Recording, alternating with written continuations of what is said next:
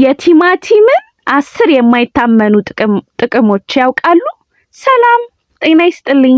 ሲስተር ቤተልሔም ነኝ። ለዚህ ቻናል አዲስ የሆናችሁ ሰዎች ቻናሉን ሰብስክራይብ በማድረግ ቤተሰብ ይሁኑ። በዛሬ ቪዲዮ ይዤላችሁ የመጣሁት 10 ቲማቲምን በመጠቀም የምናገኘውን ወሳኝ ጥቅሞች ነው። ቲማቲም በቫይታሚን፣ በሚነራልስ እና በአንቲ ኦክሲደንት የበለጸገ ፍራፍሬ ነው።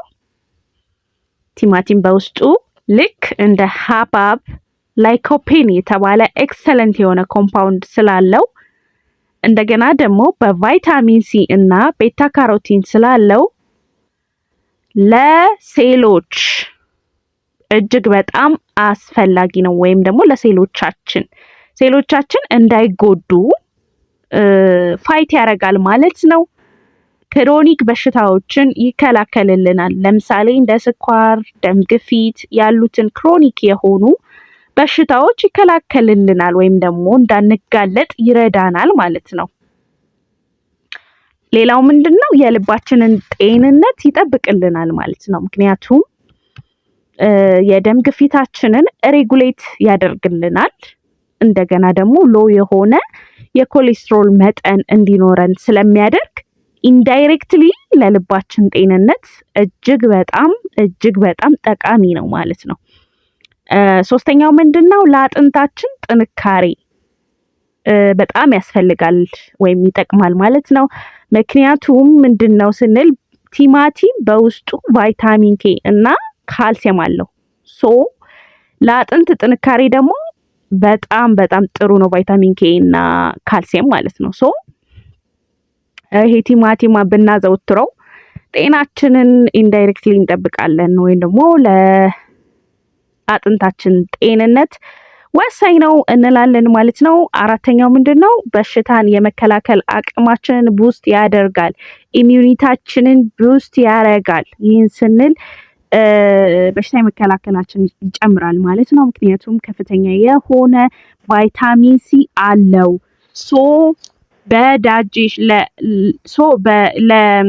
ለኢንፌክሽን ቶሎ እንዳንጠቃ ፋይት ያደርጋል ማለት ነው። ወይም ደግሞ ከኢንፌክሽን ራሳችንን ይቆጥብልናል ማለት ነው። ሌላው ምንድነው? የስኳር መጠናችንን ይቆጣጠራል ማለት ነው። እንዴት ነው የሚቆጣጠረው ስንል ቲማቲም በውስጡ አነስተኛ ግሉኮዝ ኢንዴክስ ነው ያለው እና እንደገና ደግሞ በፋይበርም የበለጸገ ነው። ለስኳር በሽተኞች በተለይ ደግሞ አይነት 2 የስኳር በሽታ ላለባቸው ሰዎች ቲማቲምን እንዲያዘወትሩ ይመከራል ማለት ነው።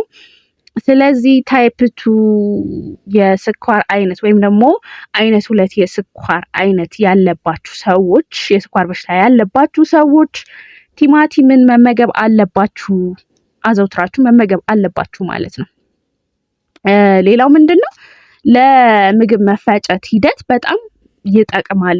ለዳይጀሽን ማለት ነው። በጣም ለዳይጀሽን ይጠቅማል። እንደገና ደግሞ ቲማቲም ያው በውስጡ ውሃና ፋይበር አለውና ለሆድ ድርቀትም ያገለግለናል ማለት ነው። ሆዳችን ሲደርቅ ቲማቲምን መመገብ ጥሩ መፍትሄ ነው ማለት ነው። ሌላው የካንሰር ተጋላጭነትን ይቀንሳል።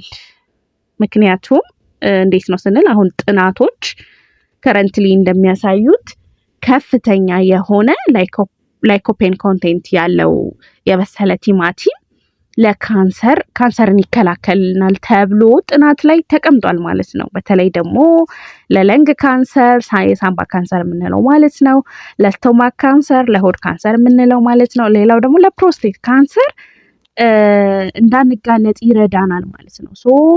ቲማቲምን አዘውትረን በመጠቀማችን ለጤናችን ዘርፈ ብዙ የሆነ ጥቅሞችን እናገኛለን ማለት ነው።